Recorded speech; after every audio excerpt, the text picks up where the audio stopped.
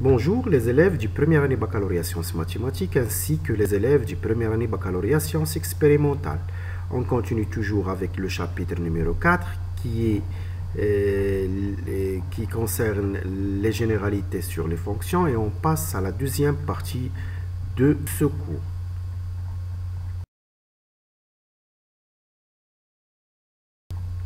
Donc, opération sur les fonctions. Premièrement, égalité de deux fonctions.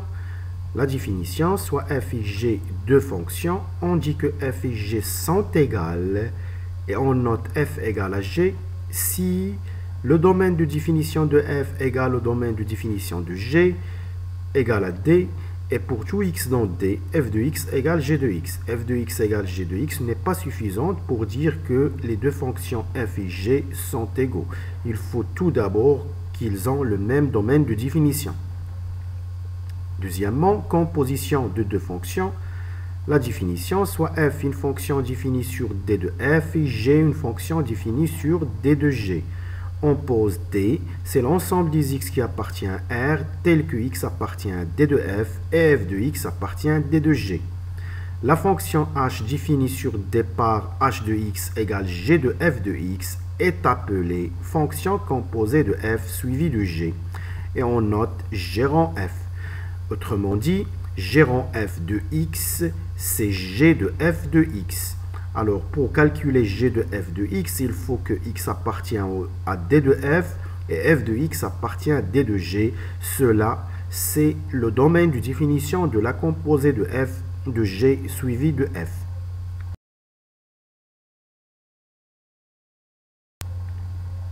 Par exemple, si on prend la fonction f définie sur l'intervalle 0 plus l'infini par f de x égale racine de x moins 1 et g la fonction définie sur R par g de x égale x au carré plus 3, on cherche g rang f.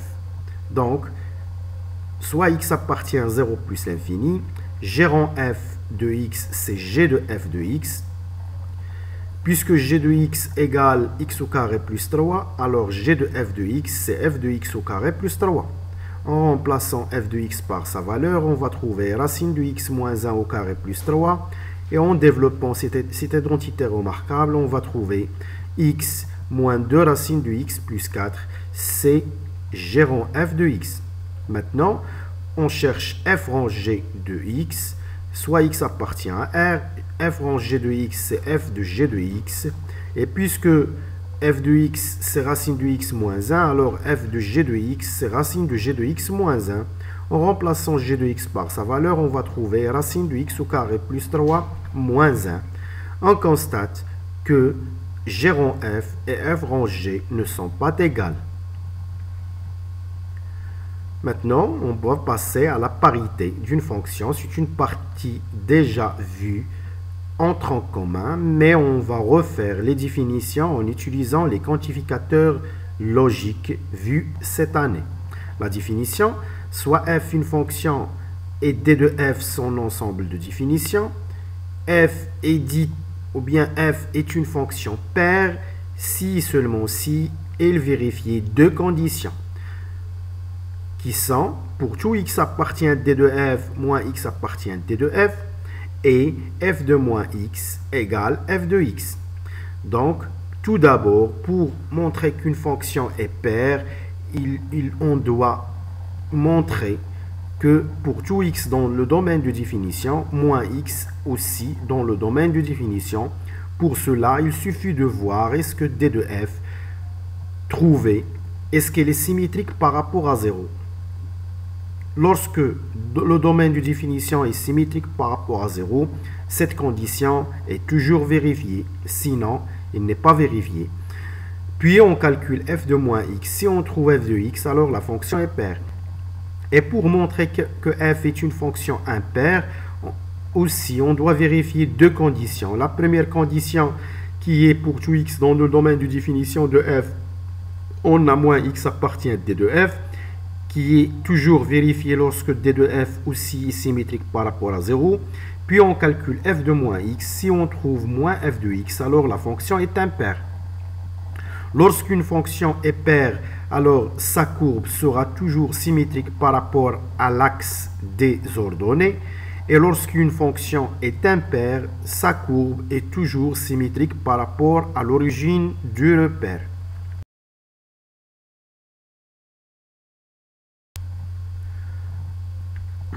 Un exercice, soit f, une fonction définie sur R par f de x égale x au cube moins 3x. On veut montrer tout d'abord que la fonction f est impaire. Pour cela, on calcule premièrement le domaine de définition de f. Ici, c'est R puisque f est un polynôme. On sait tous que R est toujours symétrique par rapport à 0. Donc la première condition est vérifiée. Pour tout x appartient à d de f, qui est R, on a moins x appartient à d de f, qui est R. La deuxième condition, soit x appartient à R, on calcule f de moins x.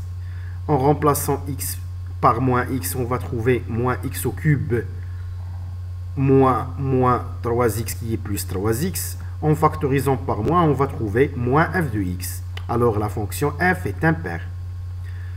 Deuxièmement, on veut montrer que f de 1 est un minimum de la fonction f sur l'intervalle 0 plus l'infini, c'est-à-dire on veut montrer que pour tout x appartient à l'intervalle 0 plus l'infini, f de x est supérieur ou égal à f de 1.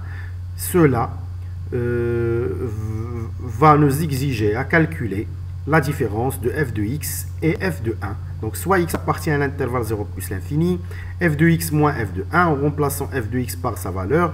F de 1 c'est moins 1, donc ça va donner x au cube moins 3x plus 2. Ici, vous remarquez, bien sûr, on ne peut pas calculer, on ne sait pas comment calculer ou bien étudier le signe d'un polynôme de degré 3. Pour cela, on pourra remarquer ici que 1, c'est une racine de ce polynôme. Si on remplace x par 1, ça va donner 1 au cube moins 3 fois 1 plus 2 qui donne 0. C'est-à-dire 1, c'est une racine du polynôme suivante. Pour cela, on va effectuer la division euclidienne de x au cube moins 3x plus 2 sur x moins 1 pour essayer de factoriser ce polynôme. Après, quand on effectue la division euclidienne, on va trouver x moins 1, facteur de x au carré plus x moins 2. Alors le signe de ce polynôme, c'est le signe de x moins 1 et celui de x au carré plus x moins 2. x moins 1, il s'annule en 1. Et x au carré plus x moins 2, on doit calculer son discriminant pour savoir ses racines. Son discriminant va donner moins 2, ça va donner 9, et les racines sont moins 2 et 1. Donc, on trace le tableau de signes pour ce polynôme. X au carré plus x moins 2, il s'annule en moins 2 et 1. Et x moins 1, il s'annule en 1. Pour le polynôme x au carré plus x moins 2, on va mettre le signe de moins a entre les racines, entre moins 2 et 1, et le signe de a ailleurs. Et pour le polynôme du premier degré x moins 1 qui s'annule en 1, on va mettre moins, le signe de moins a avant le 0, et le signe de a après le 0. Le produit va donner que f de x moins f de 1 est négatif sur l'intervalle moins l'infini moins 2 et positif sur l'intervalle moins 2 plus l'infini. Mais ce qui nous intéresse ici, c'est sur l'intervalle 0 plus l'infini, on constate que f de x moins f de 1 est positif. Donc pour tout x appartient à cet intervalle, f de x moins f de 1 est positif, ce qui veut dire que pour tout x appartient à 0 plus l'infini, f de x supérieur ou égal à f de 1, alors f de 1 est un minimum de f sur l'intervalle 0 plus l'infini. Maintenant, on va déduire, c'est une déduction de la deuxième question, et la première aussi, que pour tout x appartient à l'autre intervalle moins l'infini 0, f de x inférieur égal à 2. Donc on doit prendre soit x appartient à l'intervalle moins l'infini 0, ce qui veut dire que moins x appartient à l'intervalle 0 plus l'infini. Puisque x est négatif, alors moins x est positif. Puisque moins x appartient à l'intervalle 0 plus l'infini, on pourra utiliser la deuxième question. Dans la deuxième question, on a montré que pour quel que soit un élément appartient à l'intervalle 0 plus l'infini, alors f de cet élément est supérieur ou égal à f de 1. Alors, pour tout, puisque moins x appartient à l'intervalle 0 plus l'infini, alors son image est supérieure ou égale à f de 1. Et puisque la fonction f est impaire, ce qui veut dire que f de moins x égale moins f de x, on remplace f de moins x par moins f de x, et puisque f de 1 c'est moins 2, on va trouver moins f de x supérieur ou égal à moins 2.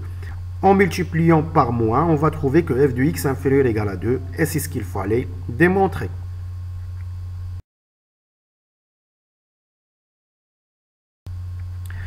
On passe maintenant à la monotonie d'une fonction. Bien sûr, on doit tout d'abord commencer par la définition, déjà vue en tronc commun, soit f une fonction définie sur un intervalle i, f est dite croissante sur i, si seulement si, pour tout a et b appartient i au carré, a inférieur strictement à b implique f de a inférieur égal à f de b. Donc, c'est une implication déjà vue en tronc commun, mais avec si alors. Ici, on utilise les quantificateurs et les connecteurs logiques. Et on dit que f est décroissante sur i, si seulement si, pour tout a et b appartient à i au carré, a inférieur strictement à b implique que f de a est supérieur ou égal à f de b. C'est-à-dire, si on prend a inférieur à b et on garde le même signe d'inférieur, la fonction est croissante. Si le signe change, alors la fonction est décroissante.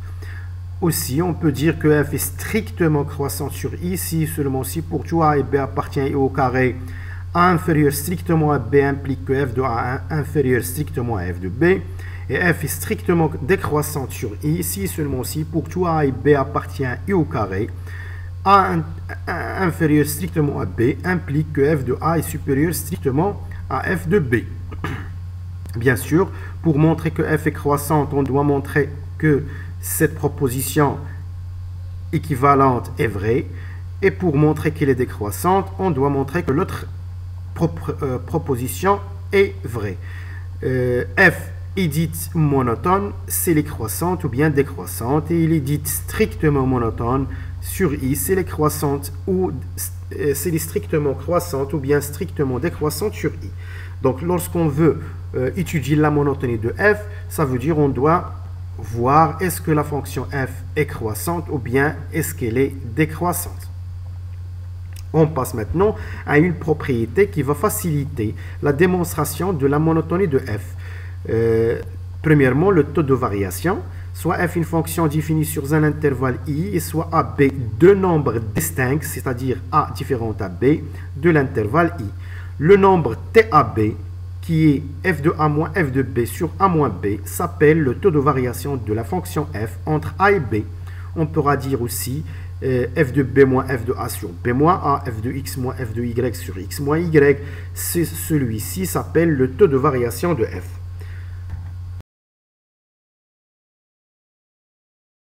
Alors, c'est une propriété, soit f une fonction définie sur un intervalle i. Cette propriété va nous permettre de montrer, d'étudier la monotonie de f sans l'utilisation de la définition, mais en utilisant le taux de variation.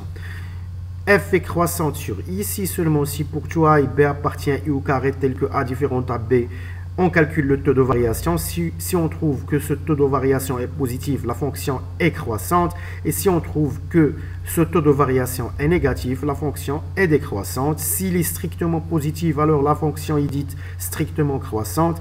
Et s'il est strictement négatif, la fonction est dite qu'elle est strictement décroissante.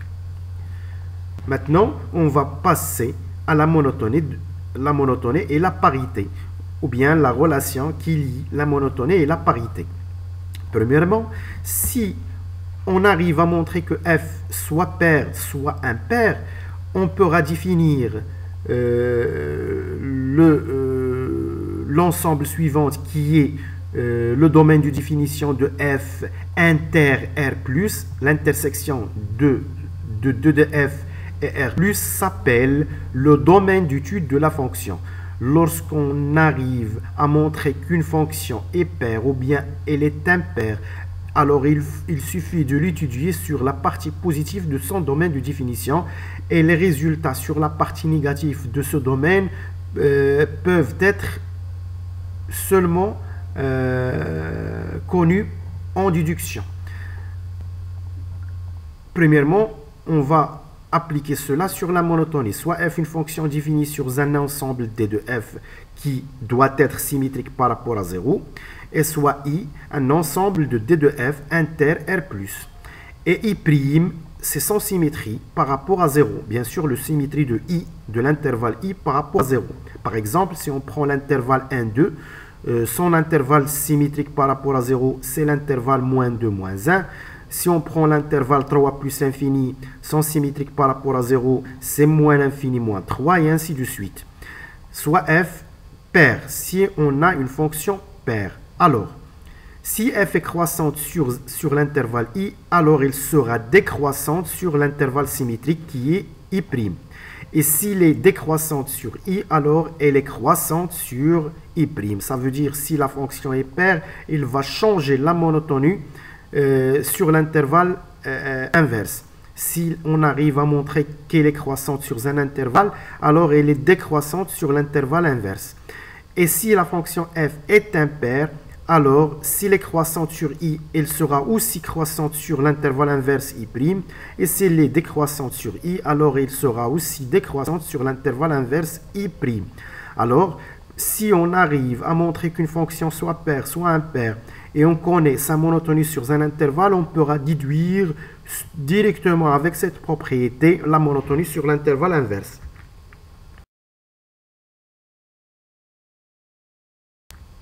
Par exemple, ou bien avant de mettre un exemple, on va voir les variations de la fonction u rond v, ou bien u, la composée de u suivie de v. Soit u, une fonction définie et monotone sur un intervalle j, et v, une fonction définie et monotone sur un intervalle i, tel que, quel que soit x appartient à i, v de x appartient à j. Si u et v sont, ou bien ils ont la même monotonie, ou bien ils ont le même sens de variation, c'est exactement la même chose. Le sens de variation et la monotonie, c'est la même chose. Donc, si u et v ont le même sens de variation, alors u rond v est croissante sur i. Et si u et v ont des sens de variation contraires, alors u rond v est décroissante sur i. Autrement dit, si u et v sont croissantes, u rond v est croissante. Si u et v sont décroissantes, alors u et v est croissante. Si u est croissante et v décroissante, alors u rond v est décroissante. Et si u est décroissante et v est croissante, alors u rond v est décroissante. Le principe de produit. Mais ici, ça se voit que la propriété n'est pas difficile. Mais attention, on doit vérifier seulement la monotonie sur les intervalles. Donc, si on veut voir la monotonie de u rond v, v, premièrement, v, on doit savoir la monotonie de v sur l'intervalle i. Puis, on va chercher la monotonie de u sur l'intervalle v de i. Ça veut dire l'image de l'intervalle i qui est j. Si v est croissante sur i et u est décroissante, par exemple, sur u de i, alors u rond v est décroissante sur i. Donc, attention aux intervalles comme on va voir dans cet exercice. Si on prend, ce sont deux fonctions usuelles. La première fonction, f telle que f de x égale moins 2x plus 1, c'est une fonction affine. On connaît facilement sa monotonie. Elle est soit strictement croissante, soit strictement décroissante selon le signe de a. Ici, a, c'est le coefficient de x qui est moins 2. Si a négatif, alors f est toujours strictement décroissante sur r. Et si a est positif, alors f est strictement croissante sur r. Pour la fonction g, c'est une fonction homographique. Pour savoir sa monotonie, bien sûr, on doit tout d'abord voir le domaine de définition de G qui est R privé de 1, puisque D de G, c'est l'ensemble des X qui appartient à R, tel que X moins 1 doit être non nul. X moins 1, il s'annule en 1, ce qui veut dire que D de G, c'est R privé de 1. On va mettre le tableau de variation. Pour ça, la fonction sera soit croissante, croissante, soit décroissante, décroissante, selon le signe de delta. Delta ici, on va mettre le discriminant qui contient le coefficient de x qui est moins 2 en nominateur, et en bas le coefficient de x qui est 1, puis en haut le coefficient qui reste qui est 1 et en bas le coefficient qui reste en dénominateur qui est moins 1. On va calculer ce delta. Si c'est les positifs, la fonction croissante, c'est les négatifs, la fonction décroissante, comme vous allez voir ici. Donc, donnez le tableau de variation de f, bien sûr, puisque a, la fonction f est définie par f de x est égal à moins 2x plus 1, a est négatif, alors la fonction est toujours strictement décroissante. Et puisque le delta de g sera positif, si on calcule delta, on va mettre moins 2, 1, puis 1, moins 1, ça va donner un nombre positif, ce qui veut dire que la fonction g est strictement croissante sur les deux intervalles moins l'infini 1 et 1 plus l'infini, comme on va voir dans la troisième partie de ce cours.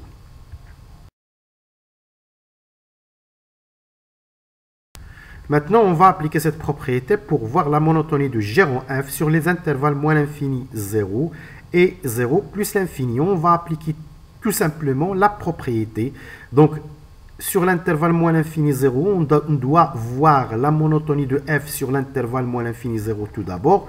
On a, selon le tableau de variation, f est décroissante sur l'intervalle moins l'infini 0. Puis, on va chercher la monotonie de g sur l'intervalle f de moins l'infini 0.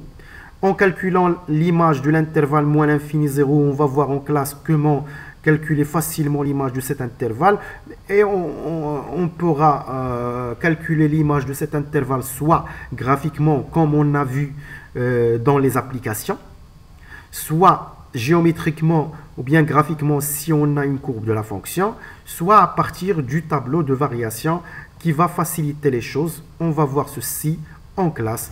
Donc f de l'intervalle moins l'infini 0, il sera l'intervalle 1 plus l'infini. Donc sur l'intervalle 1 plus l'infini, g est croissante. Puisque f est croissante sur i, g est croissante sur j, alors g en f est décroissante sur i, sur l'intervalle moins l'infini 0. Attention à l'ordre. Si on a g en f, on commence par f, puis g en f. Donc f doit être, on va voir la monotonie de f sur l'intervalle i, puis la monotonie de la fonction g sur l'intervalle j, et on pourra conclure la monotonie de g en f sur l'intervalle i. Pour l'autre, on a f est décroissante selon le tableau de variation sur l'intervalle i, qui est 0 plus l'infini. On va chercher la monotonie de g sur l'intervalle f de i, f de 0 plus l'infini. F de 0 plus l'infini, c'est l'intervalle moins l'infini 1. Et puisque g est décroissante sur l'intervalle moins l'infini 1, est croissante sur l'intervalle moins l'infini 1, et f est décroissante sur 0 plus l'infini, alors g en f est décroissante sur l'intervalle 0 plus l'infini. Maintenant, on va passer à un autre exercice. L'exercice 7, soit f, la fonction définie sur R par f de x égale x au carré moins 2, la valeur absolue de x plus 3. On cherche la parité de f. Pour cela, le domaine de définition de cette fonction, c'est R. Bien sûr, ce domaine de définition est symétrique par rapport à 0. Alors, la première condition de la parité est vérifiée. Soit x appartient à R maintenant. Donc, la première condition, on a déjà dit qu'elle est vérifiée. Soit x appartient à R, on calcule f de moins x. En remplaçant x par moins x, on va trouver moins x au carré moins 2 fois la valeur absolue de moins x plus 3. Moins x au carré, c'est x au carré. Et la valeur absolue de moins x, c'est la valeur absolue de x. Ceci vaut f de x, ce qui veut dire que la fonction f est paire. Maintenant, on cherche à montrer que la fonction f est minorée. Est minorée par moins 2, par 2. Pardon. Pour cela, pour montrer que f est minorée par 2, on doit montrer que quel que soit x appartient à R, f de x est supérieur ou égal à 2. On calcule la différence, soit x appartient à R, f de x moins 2. En remplaçant f de x par sa valeur, on va trouver x au carré moins 2, la valeur absolue de x plus 1. On sait tous que x au carré, c'est exactement la valeur absolue de x au carré. Ils sont égaux, c'est une propriété vue entre en commun. Cela, c'est une identité remarquable qui va donner la valeur absolue de x moins 1 tout au carré qui est positive. Ce qui veut dire que pour tout x appartient à R, f de x supérieur ou égal à 2. alors f est minoré par 2. Maintenant, on veut montrer que f est croissante sur l'intervalle 1 plus l'infini et décroissante sur l'intervalle 0, 1. Vous remarquez ici qu'on cherche la monotonie seulement sur la partie positive du domaine de définition. Puis, on va déduire, puisqu'on connaît la parité de f, la monotonie sur l'intervalle réciproque ou bien l'intervalle inverse. Donc, bien sûr, f de x, c'est similaire à une fonction polynôme de second degré. Et on sait tous la monotonie ou bien le tableau de variation d'un polynôme de second degré. Ici, le seul problème, c'est la valeur absolue de x. Et la valeur absolue de x, il vaut x si x est positif. Pour cela, on va poser g, la fonction définie sur R par g de x, si x au carré moins 2x plus 3. Bien sûr, c'est presque f. La seule différence, c'est la valeur absolue. Et bien sûr, sur R+, on sait tous que g, c'est f. Donc, ici, ce n'est pas le tableau de variation de f, mais le tableau de variation de g. Attention, rectifiez-le. Ici, c'est le tableau de variation de g. On doit mettre, puisque a est positive, la fonction est décroissante puis croissante. On va mettre en haut moins b sur 2a, moins b c'est 2 sur 2 fois 1, qui est 2, 2 sur 2 c'est 1. On va mettre 1. On calcule f de 1, qui est f de moins b sur 2a, on va trouver 2, ou bien g de 1. G de 1, c'est 1 au carré moins 2 fois 1 plus 3 qui va donner 2. Et la fonction, puisque a est positive, est décroissante puis croissante. Mais puisque sur R seulement, la valeur absolue de x c'est x, alors f sera exactement g, ce qui veut dire que f est croissante sur l'intervalle 1 plus l'infini, comme vous voyez dans le tableau, puisque sur l'intervalle 1 plus l'infini, x est positif, alors f c'est g, et puisque g est croissante sur l'intervalle 1 plus l'infini, alors g aussi. Et sur l'intervalle 0, 1, puisque x est positif aussi sur cet intervalle, f c'est g, alors puisque sur l'intervalle 0, 1, g est décroissante, alors f est aussi décroissante sur l'intervalle 0, 1. On a pu connaître la monotonie de f sur la partie positive du domaine de définition. Et puisque f est pair, donc puisque sur R plus f égale à g, on a déjà vu que f est croissante sur l'intervalle 1 plus l'infini puisqu'il a la même monotonie de g, et elle est décroissante sur l'intervalle 0, 1 puisqu'il a sur cet intervalle la même monotonie de g aussi. Alors, puisque la fonction est paire, alors il va changer la monotonie sur l'intervalle inverse selon la propriété de la monotonie et la parité. Donc, puisque on a trouvé que f est croissant sur l'intervalle 1 plus l'infini, alors il sera décroissant sur l'intervalle moins l'infini moins 1. Et puisqu'il est décroissant sur l'intervalle 0, 1, alors il sera croissante sur l'intervalle inverse qui est moins 1, 0.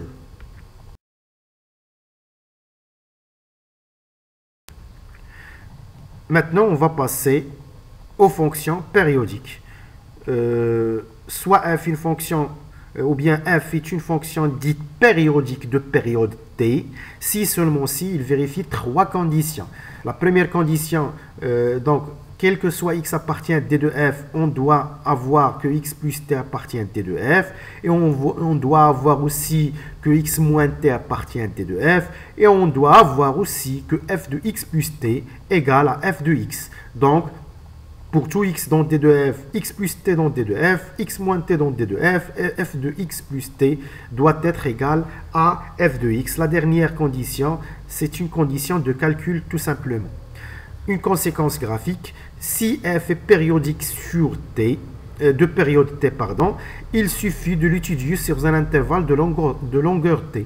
Donc, la fonction va être périodique, ça veut dire sa courbe sur un intervalle de longueur t, il sera similaire à sa courbe dans les autres parties de d de f.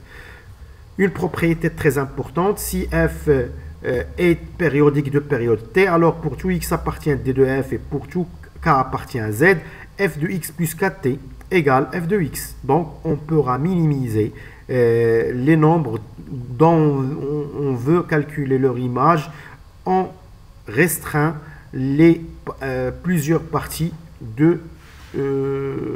qui sont multipliées par la période t.